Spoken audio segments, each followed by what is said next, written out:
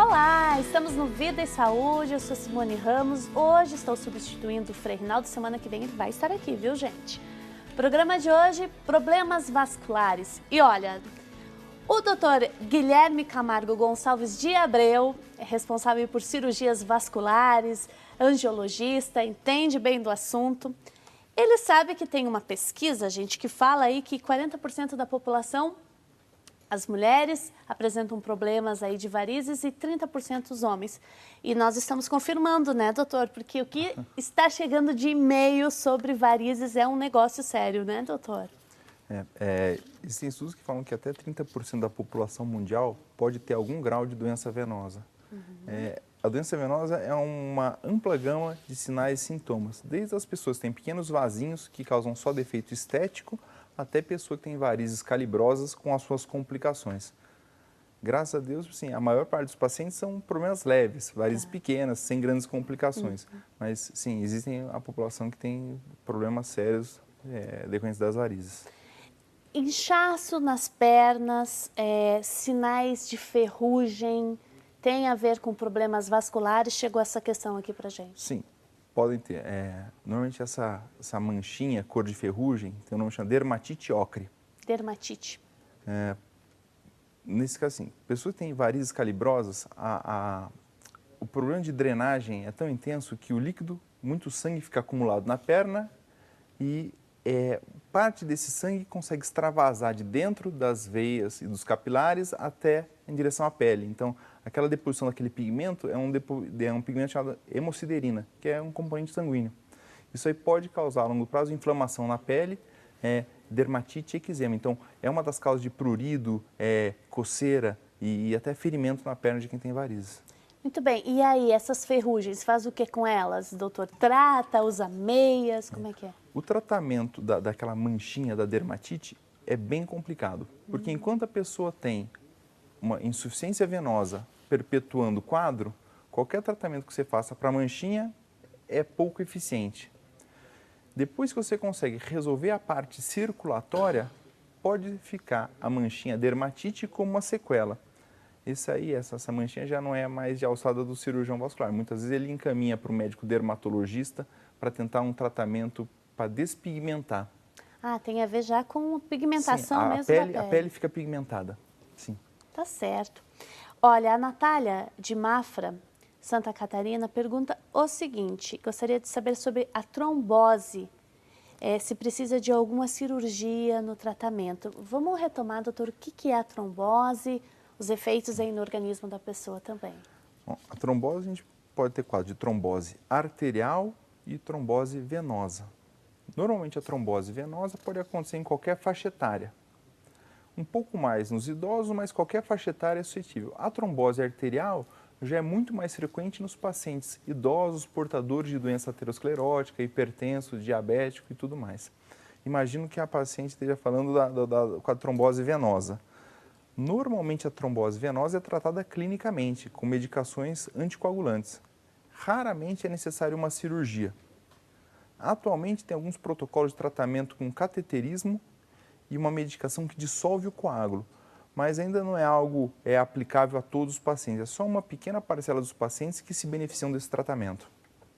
Tá certo. A Marina Leite de Campinas pergunta o seguinte: ela gostaria de saber se removendo as safenas das pernas, com o passar dos anos, elas farão falta ao sistema venoso ou causaria algum problema. Bom, vamos lá. Safenas, como é que é isso? Por que são colocadas? Em que circunstâncias? A veia safena interna, ou veia safena magna, é a veia mais extensa do organismo. Vem do tornozelo até a virilha. É uma veia superficial que ela tem uma responsabilidade de transportar alguma coisa como 5% a 10% da drenagem venosa. Ela é uma veia dispensável. A pessoa sem a veia safena sobrevive perfeitamente e normalmente não apresenta nenhum sintoma de insuficiência venosa por conta disso. Normalmente se retira a veia safena ou por conta de varizes calibrosas, onde a veia safena já é doente. Lembrando que a veia safena doente é aquela que não faz o transporte de sangue do pé para o coração. É que nem o zagueiro que está fazendo gol contra. ela merece ser retirada. Ela não tem mais utilidade. Mas não tem mais função como drenagem venosa. E a segunda grande indicação de tirar a veia safena, naturalmente, é para fazer como substituto para enxertos arteriais, seja a ponte de safena no coração, seja a ponte de safena na perna. Houve uma época onde se retirava sistematicamente as veias safenas de pacientes com varizes. Isso, ao longo do tempo, criou um certo mal-estar com os cirurgiões cardíacos, que o paciente envelhecia, precisava fazer uma ponte de safena, o cirurgião cardíaco ia olhar e falava, o senhor não tem safena. Então, atualmente, a gente tem uma abordagem mais compreensiva do problema. Veias safenas dilatadas e com função alterada são candidatas a serem retiradas. Veias safenas que não têm dilatação ou não têm função alterada são preservadas. Tá certo, bacana essa explicação, até porque lá na frente pode fazer falta, né? Se a pessoa apresentar aí um outro problema. A gente já vem equipado com peça de reposição. Tá certo. O Luiz Faustino de Oliveira, de Marília, fala o seguinte: minhas duas pernas necrosaram e gostaria de saber, assim que as feridas fecharem, se eu posso usar a meia de compreensão. E ele falou que a diabetes está controlada. Mas é um pouco assustador, né? Como é que uma perna chega ao ponto de necrosar? No paciente diabético, a necrose pode ocorrer principalmente por complicações infecciosas ou por complicações da doença arterial obstrutiva. O paciente com doença arterial obstrutiva que já experimentaram episódios de necrose não são candidatos a usar a meia elástica de compressão. A meia elástica pode ser prejudicial ao quadro arterial dele. De qualquer forma, assim, é difícil de generalizar sem ver o paciente e eu sugeriria ao paciente procurar o médico dele, pedir orientações específicas por causa dele, mas realmente inspira cuidados. Eu não recomendaria sem vê-lo ele usar essa meia porque ele pode ter complicações. Pessoas que usam essas meias de compreensão, podem fazer atividade física, pode caminhar, pode andar de bicicleta? Sim, a atividade física não prejudica, nem a meia prejudica a atividade física. Pacientes que têm indicação por varizes calibrosas, eu pessoalmente recomendo que eles usem, inclusive durante a atividade física, durante a academia. E mais recentemente, você tem visto, virou até uma moda, você vai ver as maratonas, as corridas, um monte de gente usando um compressor de panturrilha. Não chega a ser uma meia medicinal, mas dizem os fabricantes que por comprimir a panturrilha melhora um pouco o retorno venoso, dá mais conforto para os atletas. Mas não faz mal algum, podem usar. Doutora, e aí quando coloca essa meia, o que acontece nas nossas pernas? Como é que é? Vai comprimir, vai forçar? Essas meias elásticas ela tem uma compressão padronizada. Né? Tá. Existem as meias de média compressão, que é de 20 a 30 milímetros de mercúrio, e as de intensa compressão, que são de 30 a 40. Sim. Basicamente, ao comprimir, a gente diminui o diâmetro das veias, das varizes, então você permite que elas retornem à função um pouco mais próxima do normal e impede o acúmulo de líquido na perna. Então, são muito eficazes para alívio de sintomas e do inchaço. Tá certo. Doutora, agora uma série de perguntas sobre diabetes. A Olides Botura, de Monte Sião, Minas Gerais. Sou diabética e sinto minhas mãos muito geladas. Gostaria de saber se essa mão gelada é fruto da diabetes. Pouco provável. A diabetes causa uma neuropatia diabética que a gente chama de bota em luva. Então, neurônios muito longos são mais acometidos. Então, normalmente mão e pé que são os primeiros acometidos. Normalmente não é o sintoma de mão gelada. A pessoa sente primeiramente um formigamento, uma parestesia. Com aquela sensação de quando você acorda no meio da noite após dormir sobre o braço. Sei. Né? Adormecido. Sente adormecido. Segundo aspecto, a pessoa sente uma anestesia. A pessoa começa a ter ferimentos e não percebe. A pessoa que calça o calçado começa a formar uma bolha, um calo, uma calosidade e não percebe que está se machucando. E esse é o problema da diabetes? Esse sim, é o problema da neuropatia diabética. E aí, quando a gente fala no pé diabético, é nessa linha, esse tipo de problema? O pé diabético é aquele pé acometido por alterações neurológicas, circulatórias e infecciosas do diabetes, né? Começa com esse formigamento, depois começa a ter alterações na musculatura e nos ossos do pé, então a arquitetura do pé fica alterada. Em algum momento, se não for bem cuidado ou bem tratado, ele pode abrir feridas, infecções e com alguma frequência requerem tratamento cirúrgico para isso. Então, é uma complicação séria que é um dos maiores motivos que a gente tem que sempre cuidar muito bem do paciente diabético, especialmente olhando os pés dele, protegendo os pés dele. Olha a importância dos nossos pés, né, gente? Não é só aí para nos sustentarem no dia a dia, mas no caso da diabetes apresenta uma série de problemas. A Maria de Souza, de Pitangueira, São Paulo, pergunta por que o diabético sempre tem bolhas nas pernas que depois se tornam feridas? Sempre tem mesmo? Não é sempre, mas também o diabetes, acometendo o sistema nervoso, ele pode causar algo que chama neuropatia diabética autonômica ou autossimpatectomia. Como é que são esses nomes aí? São muito grandes, doutor. O sistema nervoso autônomo, o sistema nervoso simpático, ele é responsável pelos pelos ficarem oriçados quando está frio e pela sudorese. Eles são o sistema nervoso que regula a umidificação da pele. Então, paciente com diabetes de muito tempo maltratada, quando esse sistema nervoso está acometido, ele fica com a pele ressecada e descamativa. Então, imagino que possa ser esse sintoma que ela está referindo. Quando que uma pessoa pode saber que está apresentando um quadro de diabetes? Assim, quais são as primeiras reações, as mais superficiais? O diabetes ele apresenta sintomas de muita sede, muita diurese. Esse é o diagnóstico clássico de livro de medicina. Normalmente a gente não encontra o paciente com esses sintomas. Por quê? Porque já é bem padronizado a gente fazer exames de rotina. Faz a dosagem da glicose em jejum uma vez por ano, a partir dos 30 anos, ou até antes disso, se já tiver caso na família. Então, muitas vezes a pessoa chega, doutor, eu descobri que eu sou diabético no exame periódico da empresa. E já é direcionado a um clínico para começar o tratamento. O diabetes bem tratado a longo prazo não costuma causar complicações. O grande problema é que aquele diabetes fica sempre um pouquinho descontrolado. Esse efeito de descontrole de diabetes é cumulativo ao longo do tempo. Então, pessoa que teve diabetes nos últimos 40 anos, sempre um pouquinho descontrolado, lá no futuro ele vai somar todo esse efeito deletério do diabetes. E aí pode começar até num bebê a diabetes?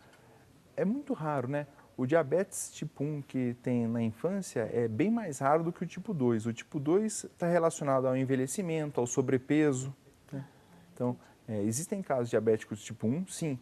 A gente precisa ter muito bem cuidado dessas crianças porque o tempo de evolução também determina as complicações.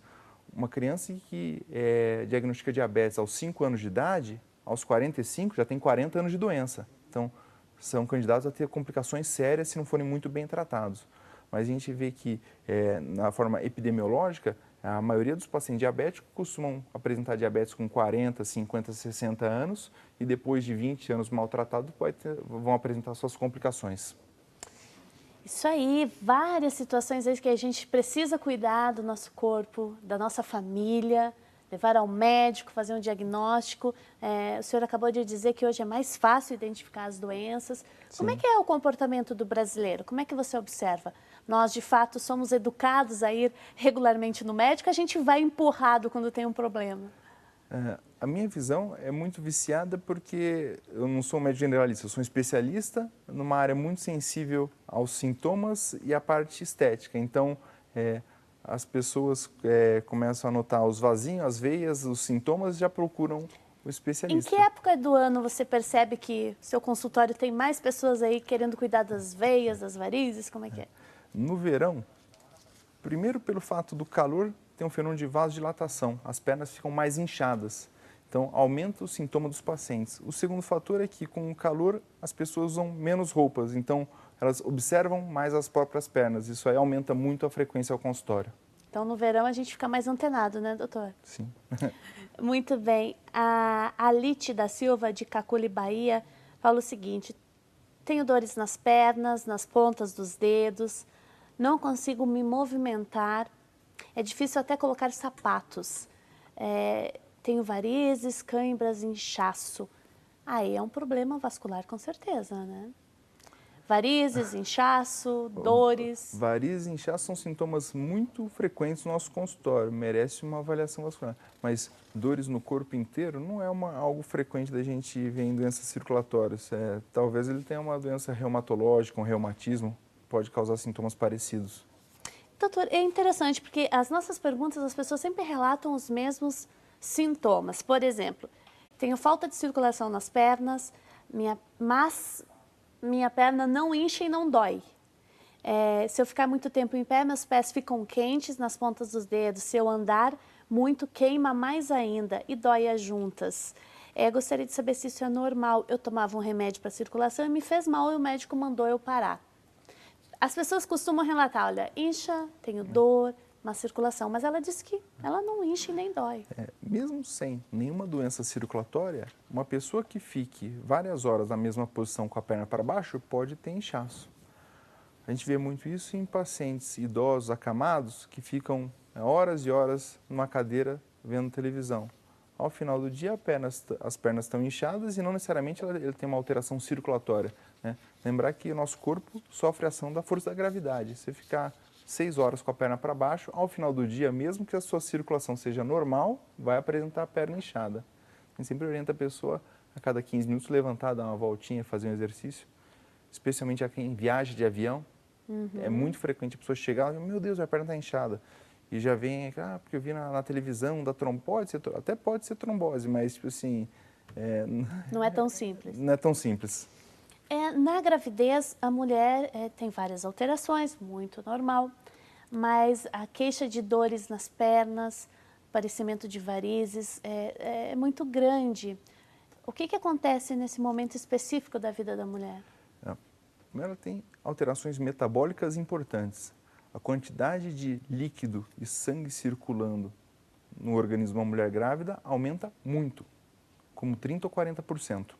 Então, só isso já justifica uma sobrecarga nas veias das pernas. Aliado a isso, tem a criança que desenvolve na pelve da mulher, mas conforme progride a gestação, acaba ocupando grande parte do abdômen. E a criança, naturalmente, comprime as veias que trazem sangue das pernas para o coração. Então, são fatores não só hemodinâmicos, como metabólicos que causam esse sintoma nas mulheres. E aí, quando a mulher está grávida, o senhor recomenda fazer a cirurgia das varizes ou não é um momento indicado, deixa passar a gravidez? Não justifica fazer uma cirurgia numa gestante, a menos que ela tenha alguma complicação séria. Tem algumas pacientes que têm um quadro de varizes calibrosas e, por algum acaso, apresentam uma complicação chamada tromboflebite. O sangue coagula dentro da veia. Essa tromboflebite pode ser tratada com remédios anticoagulantes ou pode ser tratada cirurgicamente. Talvez seja uma boa indicação ou uma das poucas indicações de se fazer uma cirurgia numa gestante. Mas não vai ter interferência nenhuma na gestação? A gente evita de fazer cirurgia em gestante porque não é algo completamente previsível. Existem muitas variáveis que fogem do controle do médico ou do anestesista. Então, a menos que seja uma complicação... Melhor não. Melhor não. Podendo esperar, intervenção vascular em gestante só se for uma urgência ou emergência. Se puder esperar até o fim da gestação, acho que o paciente tem benefícios. Muito bem, doutor. Gente, obrigada pelas questões que vocês estão nos enviando, estão chegando muitas.